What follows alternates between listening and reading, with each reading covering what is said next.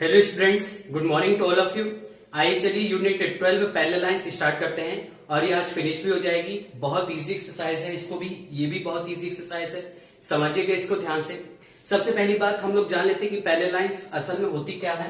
तो ऐसी two lines या ऐसी लाइन का पेयर जो अगर हम इमेजिन करके आगे बढ़ाएं भी तो भी ये एक दूसरे को कभी भी न काटे। ठीक, तो ऐसी लाइंस हमेशा पैरेलल लाइन होती है, मतलब कि ये दोनों एक दूसरे से इक्वल डिस्टेंस पर होगी। अगर ये यहाँ पर 2.3 सेंटीमीटर दूर है तो यहाँ पर भी नापेंगे 2.3 सेंटीमीटर दूर होगी। अगर व्हाइट बोर्ड के आगे भी निकलते जाएंगे नापेंगे, अगर इसको बढ़ा दिया तो भी 2.3 सेंटीमीटर आएगी। तो ये ऐसी लाइन पैरेलल लाइन होती है। और अगर आपके सामने ऐसी लाइन बनी है जिसको आपको देखने से लगता है कि आगे जाकर काट देंगी, अभी तो एक दूसरे को नहीं काट रही, लेकिन अगर हमने इसको आगे कहीं पर बढ़ाया और ये एक दूसरे को कहीं पर काटने लगी तो ये फिर पैरेलल लाइंस नहीं होंगी और इसका डिस्टेंस भी चेंज हो जाएगा। ये अगर 10 सेंटीमीटर होगा तो ये केवल 5 ही मिलेगा, तो ये कभी भी पैरेलल लाइन नहीं होगी, ये नॉन पैरेलल लाइन होगी। ठीक, और जब ये काट देंगी तो ये इंटरसेक्टिंग लाइंस बन जाएंगी। अब आइए, बस इसी पर बेस्ड एक्सरसाइज है और एक्सरसाइज खत्म। एक्सरसाइज 12 बहुत ज्यादा इजी है, देखेंगे आपको तुरंत आंसर भी लग हो जाएगा। जैसे फर्स्ट क्वेश्चन में कह रहा है कि एक टेबल बनी है जिस टेबल का फिगर कुछ ऐसा है, आपको फिगर देख के सही से बनाइएगा। ठीक, तो पहले एक टेबल बनाएंगे, उस टेबल में आपका नेम दिया गया है ABCD, तो ABCD मुझको केवल इससे मतलब है, इस वजह से मैं इसको ड्रॉ कर रहा हूं, बाकी आप पैर वैर बना लीजिएगा क्वेश्चन में। तो ये एक रोम्बस की तरह दिखाई दे रहा है AB। अब इसमें कह रहे हैं जितनी पैरेलल लाइन है आप उनका केवल नेम लिख दीजिए। देखिए AD पैरेलल BC, तो आपको केवल लिखना है AD पैरेलल BC, फिर comma AB parallel DC, AB parallel DC। अब बस आपका यही आंसर हो गया। आगे समझ में देखिए, कुछ क्वेश्चन में टफ नहीं है, सिर्फ इसका और इसका नाम लिख दिया, इसका और इसका नाम लिख दिया, अब बस यही आपका आंसर हो गया। यही चीज आपको क्वेश्चन नंबर सेकंड में भी करना है, लेकिन क्वेश्चन नंबर सेकंड थोड़ा सा टफ इस वजह से हो जा रहा है क्योंकि उसको आप पहली बात तो बनाने में टाइम लगेगा। तो उसको देखिए पहले बनाते कैसे हैं। तो ट्यूब जो बनता है वो आप एक स्क्वायर शेप से बनाएंगे, इस तरह का स्क्वायर शेप आप बना लिया करिए और फिर इसके बाद इसको यहां से ऐसे इसके कॉर्नर्स को या वर्टिसेस को ऐसे जोड़ देते हैं। ठीक, तो आपका ये इस तरह का कुछ क्यूब बन जाता है। जब आप इसके से कॉपी में बनाएंगे तो क्लियर बनाइएगा। अब इसमें नाम जो दिया गया है वो कुछ ऐसे दिया गया ABCD, सामने वाले फ्रेम का ABCD, ये फ्रंट फेस का दिया गया है नेम, और पीछे इस तरह कुछ दिया गया है EFGH, इस तरह से EFGH। इसमें जितनी पैरेलल लाइन है आपको उनको बनाना है। तो ध्यान से देखिएगा, पहले आप वर्टिकल लाइन लीजिए, वर्टिकल का मतलब खड़ी हुई, तो पहले आपने इसको लिया तो ये DA हो गया, फिर इसके बगल में ये खड़ी है तो इसको लिया आपने तो HG हो गया, फिर इसके बगल में ये खड़ी है तो ये लिया आपने BC हो गया, और फिर ये खड़ी है तो ये FE हो गया, हो जाएगा। और तो ऐसी कोई लाइन नहीं जो आपको खड़ी दिख रही, तो आप यही सब एक साथ लिख दीजिए और जैसे लिखा वैसे DA parallel GH parallel CB parallel FE हो जाएगा। फिर इसी तरह आप हॉरिजॉन्टल लाइन ले लीजिए जो लेटी हुई है, ये देखिए ये लेटी हुई है तो ये A ये B, फिर इसके बाद ये लेटी हुई है तो ये H ये E, फिर इसके बाद ये वाली हो जाएगी तो ये D ये C, और फिर इसके बाद ये वाली हो जाएगी G फिर F, और इसको आप इस तरह से लिख लीजिएगा। मतलब कि क्या आ जाएगा भाई, इसका ऊपर से लिखना स्टार्ट करेंगे तो GF parallel DC parallel HE parallel AB हो गया। अब तीसरे तरह की जो लाइन है उसको भी आपको लिखना है। ठीक, अभी देखिएगा तीसरे तरह की लाइन आपको दिख रही है लेकिन आप उसको देख नहीं पा रहे ढंग से। जो तीसरे तरह की लाइन है वो कुछ स्लैंट है, मतलब कि हल्की झुकी हुई है। ये देखिए ना तो पूरी तरह से हॉरिजॉन्टल है ना तो वर्टिकल है, तो यहाँ पे हल्की झुकी हुई दिखाई दे रही। तो आपने ये बनाया DG, फिर ये बनाया तो ये बन जाएगी CF, फिर ये बनाया तो ये बन जाएगी AH, और फिर ये वाली बनाया तो ये बन जाएगी DE।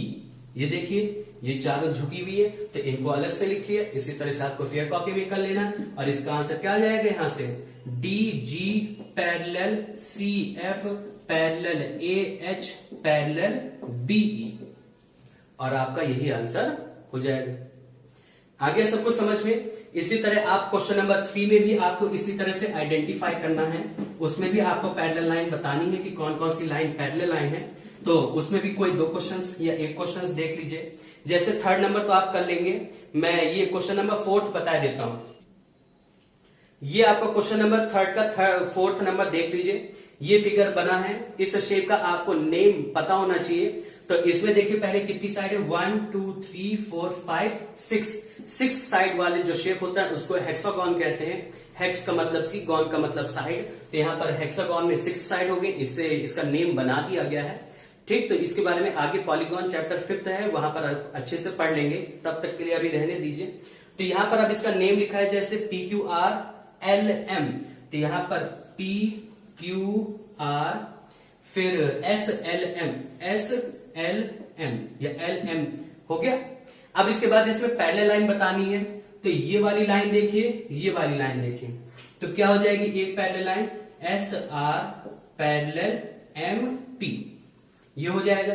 फिर ये वाली लाइन हो जाएगी तो LMRQ, तो यहां से क्या हो जाएगा, LM पैरेलल RQ। फिर इसके बाद ये वाली लाइन हो जाएगी तो QPSL हो जाएगी, तो QP पैरेलल SL, और आपका यही आंसर हो जाएगा। इसी तरह से आप पैरेलल लाइन छांट लीजिएगा। और क्वेश्चन नंबर 4 देखिए। क्वेश्चन नंबर 4 कह रहा है कि इनके बीच में डिस्टेंस बतानी सेट स्क्वायर की मदद से। सेट स्क्वायर आपके बुक में लेफ्ट पेज पर बना हुआ है, वो जो शेप है, जो इंस्ट्रूमेंट या जो भी आप यूज करते हैं वो बना हुआ है। ठीक, तो यहां पर सेट स्क्वायर से आप कोशिश करिएगा अपना नापने की। अगर आप नाप सकते हैं तो ठीक है, नहीं तो डायरेक्ट इसके स्केल से इनके बीच की डिस्टेंस आपको निकाल देना है। ठीक, फिर क्वेश्चन नंबर 5 में कह रहा है कि CD बताइए। यहां पर फिगर जैसे बताया था ना कि ये पैरेलल लाइन अगर होती है तो यहां पर दिया गया है कि ये AB जो है वो 2.3 सेंटीमीटर है। वही देखिए 2.3 सेंटीमीटर यहां पर ले लिया। AB जो है वो 2.3 सेंटीमीटर है, तो पूछ रहा है CD कितनी होगी, तो CD भी कितनी हो जाएगी, 2.3 सेंटीमीटर, और आपका यही आंसर हो जाएगा। बस इसमें आप कुछ पूछ ही नहीं रहा। ठीक, फिर उसके बाद क्वेश्चन नंबर 7 में भी आपको बताना है कि कौन सी लाइन पैरेलल है, कौन सी नहीं है। तो यहां पर आप दोनों के बीच की डिस्टेंस एक पॉइंट पर नापिएगा और फिर दूसरे पॉइंट पर नापिएगा। अगर बराबर आ जाए तो पैरेलल है, और नहीं है तो पैरेलल नहीं है।